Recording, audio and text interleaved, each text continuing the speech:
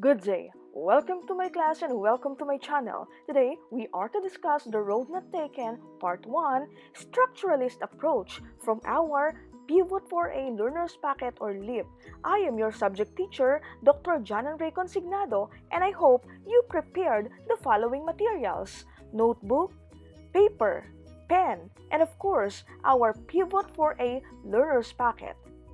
Our most essential learning competency is critique a literary selection based on the overall artistic value of its structure and elements.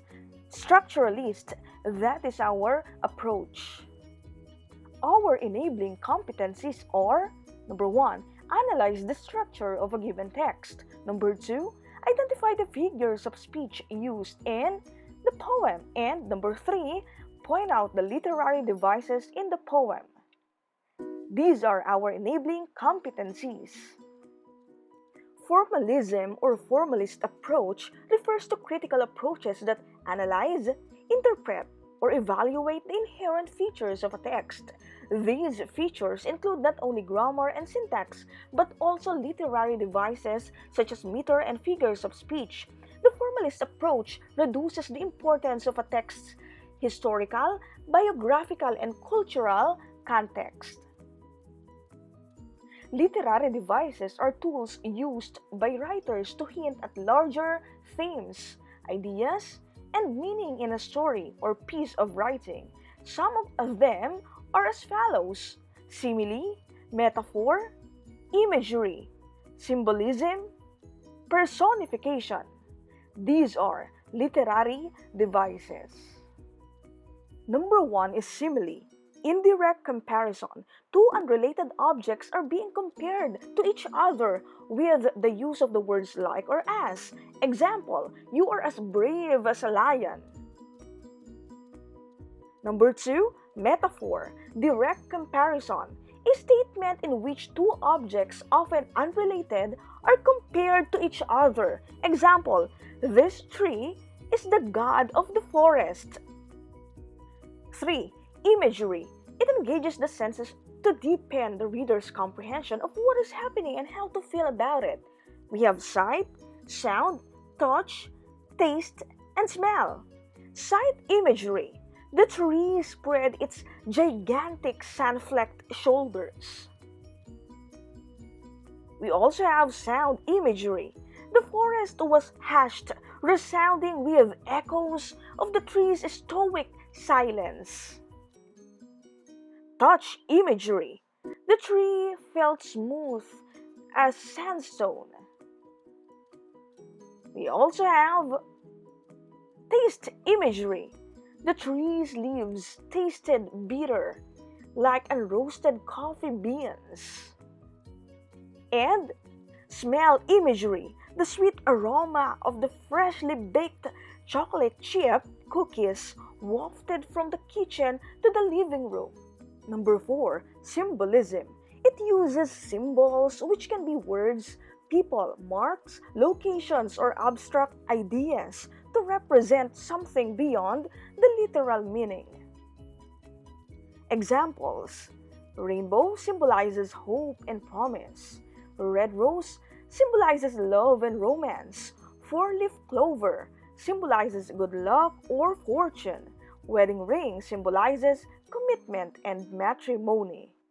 Number 5, personification.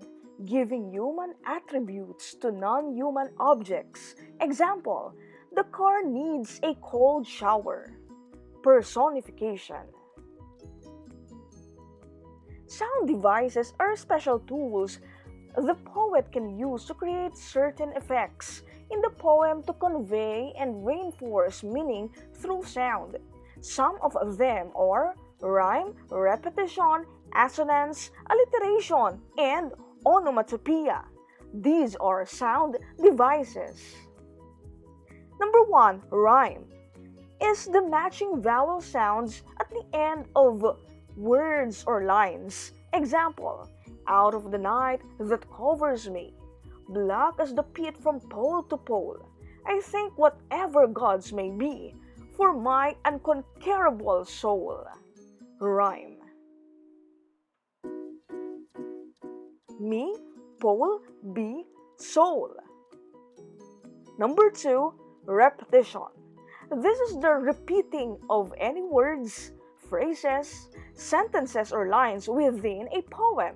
Example, to the swinging and the ringing of the bells, bells, bells. Of the bells, bells, bells, bells. Bells, bells, bells. To the rhyming and the chiming of the bells. Repetition. Third is assonance.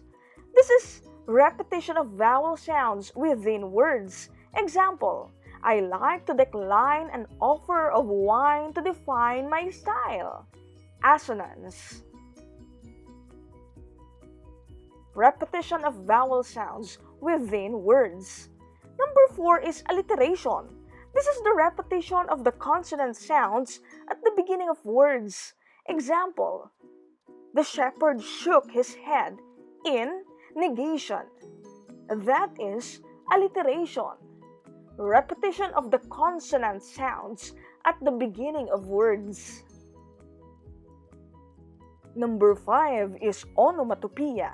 It uses words which imitate the natural sounds of things. Example, the sack fell into the river with a splash. That is onomatopoeia. Read and carefully analyze the poem before doing the different learning tasks. The Road Not Taken by Robert Frost. Two roads diverged in a yellow wood, and sorry, I could not travel both, and be one traveler. Long I stood, and looked down one as far as I could, to where it bent in the undergrowth, then took the other as just as fair, and having perhaps the better claim, because it was grassy and wanted wear, though as for that the passing there had worn then really about the same, and both that morning equally lay in leaves no step had trodden black. Oh, I kept the first for another day, yet knowing how way leads on to way, I doubted if I should ever come back. I shall be telling this with a sigh, somewhere ages and ages hence. Two roads diverged in a wood, and I took the one less traveled by, and that has made all the difference. The Road Not Taken by Robert Frost. Learning Task 1. Directions. Read each question and all the choices carefully, and then identify the best choice that completes the statement. Write the letter of the best answer on your pad paper. Number 1. Based on the information in the poem, what do yellow woods represent? A. Choice. B. Older people. C. People. D. Poets. Number 2. In the first stanza of the poem, how is the word diverged used? A. Headed to the same place. B. Circled around and went backward. C. Went in different directions. D. Continued forward in a straight line. Number 3. The rhyme scheme in the first stanza is letter A. A, B, A, A, B. Letter B. A, B, B, A, B. Letter C. A, B, A, B, B. Letter D. A, B, B, A, A. Number 4. What is the setting of this poem? A. A wood with two roads in it. B. A dark forest in the middle of winter. C. A quiet street near a town. D. The backyard of a house in the country. Number 5. In line 20, what has made all the difference according to the speaker of the poem? A. The speaker took the road less traveled by. B. The speaker chose a road after looking as far down it as possible. Letter C. The speaker selected the road that bend in the brushwood. Letter D, the speaker chose the first of the two roads. Number 6, you can infer that the tone of the poem is A. Love and determination, B. Confusion and hesitation, C. Happiness and satisfaction, D. Weariness and despair. 7, why the road have wanted where and been grassy. In the second stanza, A. The second road had been taken by only few people. B. The second road had a nice view. C. The second road had been chosen by many people. D. The second road was near a river that was near the woods. Number 8. What do you think is the theme of this poem? A. Living life to the fullest. B. Giving up hope.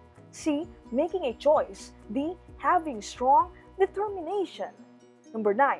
I shall be telling this with a sigh. This line refers to A. The picture of the first road winding in the undergrowth. B. The plants and grasses that lay near the paths in the yellow woods. C. The residence of the speaker in the vicinity of the yellow woods. And D. The explanation of why the speaker chose the second road. Number 10. What are the various sounds that are used to emphasize some sections of the poem? A. Alliteration, assonance, rhyme, rhythm. B. Alliteration, assonance, rhyme, onomatopoeia. C. Rhythm, alliteration, assonance, euphony. D. Cacophony, assonance, rhyme, alliteration. Learning Task 2. Directions. Robert Frost created the extended metaphor by using diction. Word choice. Go over the poem. Take a look at the diction. Use the graphic organizer below and list down words or phrases related to travel and road. Stanza 1 has been started for you. The Road Not Taken by Robert Frost. Stanza 1, Stanza 2, Stanza 3, and Stanza 4. Learning Task 3. Directions. Based on the poem, answer the following questions. Write your answers on your pad paper. Number 1. Give the line in the poem which tells that the word diverged means went in different directions. Number 2. Choose the lines which tell that the speaker wishes that he or she did not have to make a choice between the roads. Number 3. The speaker claims that he or she has taken the road less traveled by. Is the speaker telling the truth? Support your answer with the evidence. Number 4. What makes the poet decide to take the less traveled road? What does it signify? Number 5. What does the image of two diverging roads symbolize?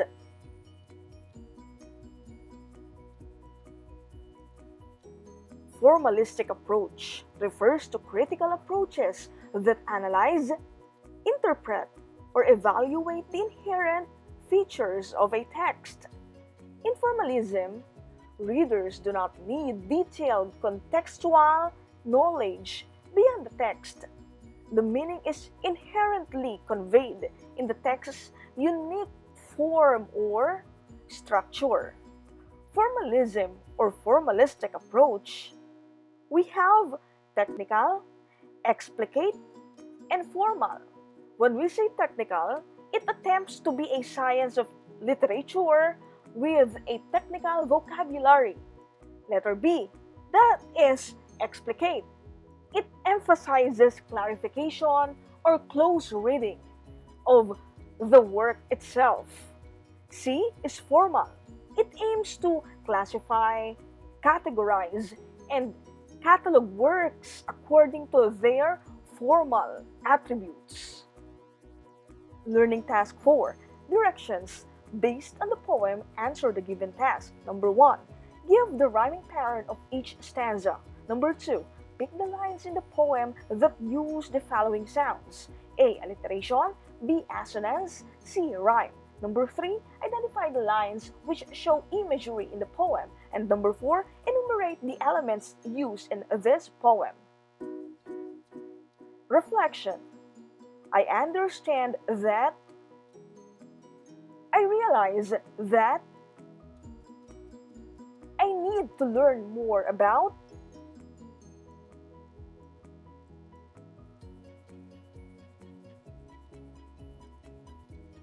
Our reference.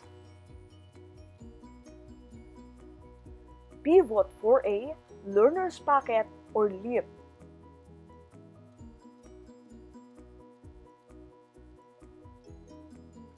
Special thanks to Miss Lilibeth B. Vargas and Miss Lucinda A. Curilia. Do you have questions? Kindly use our comment section.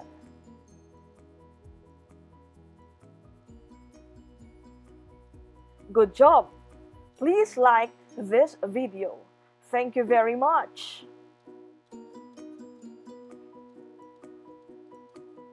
Handang isip, handa bukas. Sama-sama sa pagsulong ng edukalidad. I am Miss Jan-Ann-Rey Consignado, and please subscribe to our channel because next time I will be uploading again our lesson in English. Thank you, stay safe, healthy, and happy. Goodbye!